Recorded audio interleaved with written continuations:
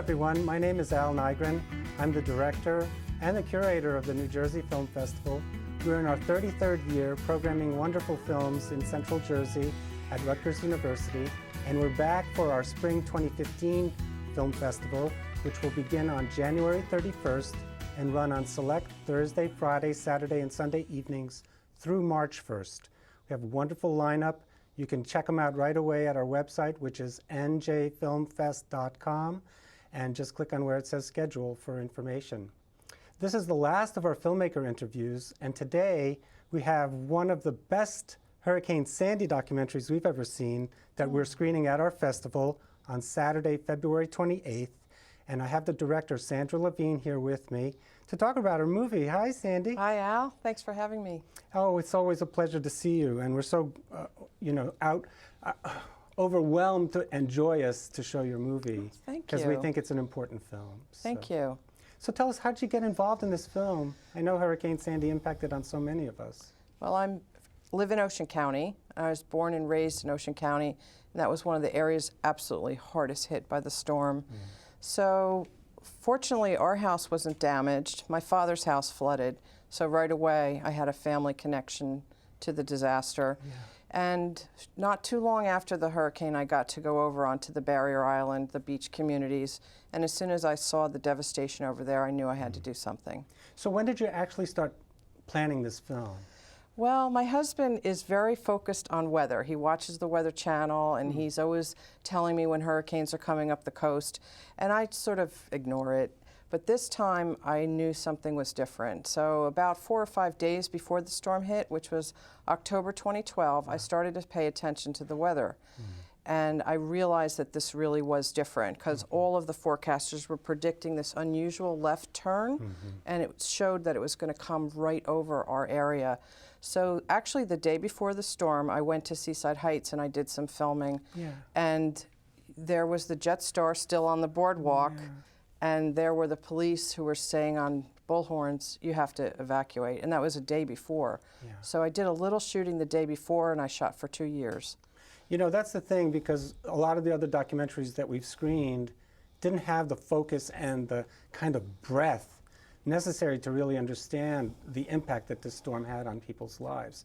And I think yours gives it a kind of, not a sense of closure, but you get to see it from the beginning to where it is right now. And I think that's what's great. Yeah, that is important to me to mention, that there is no closure yet. However, I had originally hoped to, I didn't actually know originally what I was going to make with all this footage that I was shooting. But I had in my back of my mind, on the around 1 year anniversary of the storm, I'll put something together. And there was actually so little positive at that point that I just felt really a need to keep on shooting. So by the end of the second year, I was able to show a few families getting home, but there are literally still thousands and thousands of people that are not through the process. So it is an ongoing story, and I'm sure that I'll probably do something again. And it's a first-person story, because again, the other documentaries are all by outsiders, not people that actually lived there. And I think that lends it an element, superior element to the other films. Thank you. And I struggled with that because I have a news background, and we always make sure we keep ourselves out of the story. I really struggled with that, but I felt, being born and raised in that town in Toms River and living in Ocean County practically my whole life, and having my own father flood, and having the name Sandy, for goodness sakes, when that's the name of the superstorm. I had to put myself into the story. So I just kept it at a minimum, but I felt I had to do that. No, and I think it couches the story well, because then you're able to kind of pull back and then focus on other people that you know, or that are from the adjoining areas. Tell us about the areas that you focused on, because obviously it's not the entire shore. No, and when I started researching Superstorm Sandy, it actually impacted areas from Jamaica through Canada. And I had to decide, I knew immediately it would only focus on New Jersey, even though New York was devastated, obviously, too. And I kept thinking, where should I shoot? Where should I limit my shooting? And I decided to limit it to a very small geographic area. And I focused on Seaside Heights. That's where the Jet Star went in the water. Ortley Beach, which was very, very badly devastated. Maniloking, which is the town that everybody saw how the ocean broke through the barrier island there. Right. And then Brick Township and Toms River, because they're mainland towns that were very, very severely impacted. So you have to imagine you're living on the mainland, so there's a bay and then there's a barrier island and then the ocean. So you might not think about homes on the mainland being so severely impacted. But in Brick Township and Toms River, there were nearly 20,000 homes combined on the mainland and the barrier island side. So there was a lot of flooding on the mainland side, not necessarily homes washed away, but Brick Township and Toms River, and then those other three I mentioned on the island. Those were the main focus.